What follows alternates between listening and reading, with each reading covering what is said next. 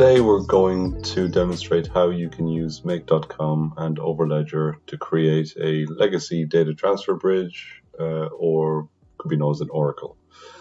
So in today's example, we're going to show you how you can take data from an existing Web 2 API. In our case, we're going to use the stock price of Apple, and we're going to get that information on-chain for use in the blockchain. So we've set up a make scenario that's running on a schedule. You can modify the schedule as often as you wish. The first request queries an API, which gives us the Apple stock price. The response gives us a lot of information about the stock price, but we're going to be concerned about the mid value. That's the middle current price. So currently it's $209.54. The second step we're going to use is to prepare a smart contract transaction that's going to interact with a Ethereum smart contract. I've just created a very simple test, which is a data store mapping of string to string, where we're going to store the stock price ticker against a value. So, here we've got the prepare transaction.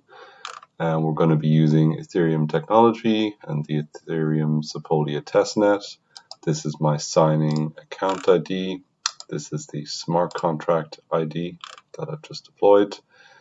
My function name, store data, is what I'm going to communicate with. And then the input type parameters. So I've got two parameters to my function. Both are strings. And the first value, because we're writing Apple's stock price, we're going to put Apple in there, and then the second value is the mid value from the HTTP request. The response from the prepare gives us some native data that needs to be converted to JSON for the subsequent steps, so we use the transform to JSON module to convert that. The result is a JSON string. We can then use Overledger's sign a transaction module, where we pass in key ID for the signer, the request ID given in the response for the prepare transaction, CTA is the environment we're going to be signing with, and native data being the JSON created with the JSON module.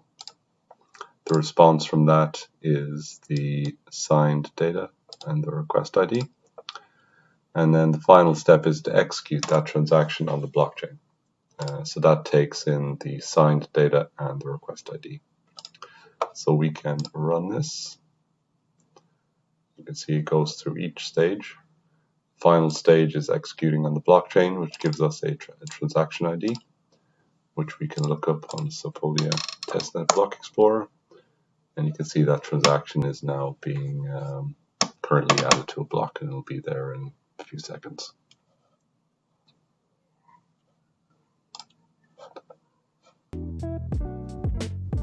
Thanks very much.